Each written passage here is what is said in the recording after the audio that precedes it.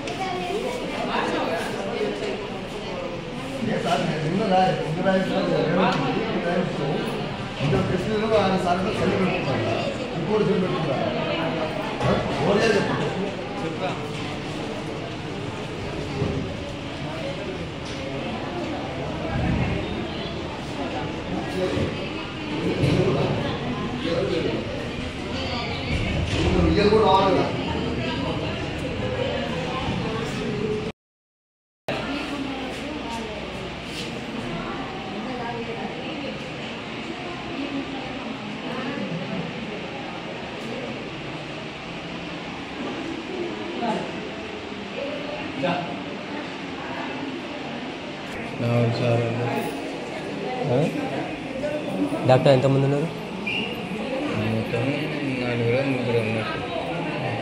ఈరోజు ఎంతమంది రావాల్సింది అసలు? మేడం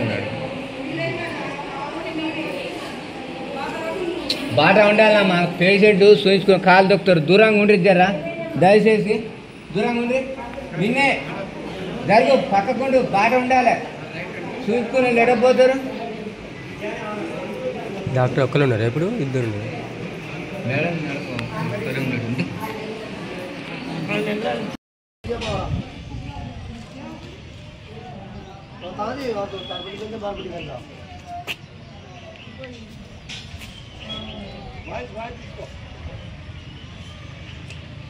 ఈరోజు తుంగతుర్తి నియోజకవర్గ కేంద్రంలో వర్షాకాలంలో వస్తున్నటువంటి సీజనల్ వ్యాధుల నుండి రక్షించడానికి అందుబాటులో డాక్టర్లు లేక కేవలం ఆయుష్ డాక్టర్ మాత్రమే ఉండడంతో కనీసం వందలాదిగా పేషెంట్లు రావడం జరుగుతుంది. కానీ డాక్టర్ మాత్రం కేవలం ఒక్కటే డాక్టర్ ఉండడంతో ప్రజలు తీవ్ర ఇబ్బందులు పడడం జరుగుతుంది. ఇక్కడ ఉన్న డాక్టర్లను, ఉండాల్సిన డాక్టర్లను డిప్యుటేషన్ మీద వేరే ప్రాంతానికి పంపించి ఈ తుంగతుర్తి ప్రాంతాన్ని నిర్లక్ష్యం చేయడం అనేది తీవ్ర అన్యాయం. ఇది వాస్తవానికి అత్యవసర సమయంలో పాములు గరిచినా కానీ, యాక్సిడెంట్ సమయాల్లో కానీ కేవలం నర్సులు మాత్రమే వైద్యం చేసే పరిస్థితి నియోజకవర్గ కేంద్రంలో ఉన్నది. దయచేసి ఈ ప్రాంతానికి కేటాయించినటువంటి 100 పడకల హాస్పిటల్ను పూర్తి చేసి ఇక్కడ పూర్తి స్థాయిలో వైద్యుల్ని నియమించి వైద్య సదుపాయాలని ప్రజలకు అందుబాటులో తీసుకురావాల్సిందిగా మనం చేసుకుంటున్నాం. ఇవాళ డెంగ్యూ కానీ, దోమల వల్ల వచ్చే వ్యాధులతోటి, మలేరియా, టైఫాయిడ్ లాంటి జబ్బుల వల్ల ఏ హాస్పిటల్ పోయినా కూడా ఇవాళ 20,000, 30,000 రూపాయలు ఇవాళ పేదలకు భారంగా, ఆర్థిక భారంగా మారుతుంది. కాబట్టి దయచేసి ప్రభుత్వం వెంటనే స్పందించి ఇక్కడ కేటాయించినటువంటి వైద్యుల్ని ఇక్కడికి ఏర్పాటు చేసి వైద్య సదుపాయాలని అందుబాటులోకి తీసుకురావాల్సిందిగా విజ్ఞప్తి చేస్తూ ఉన్నాం. భారతీయ జనతా పార్టీగా డిమాండ్ చేస్తాం.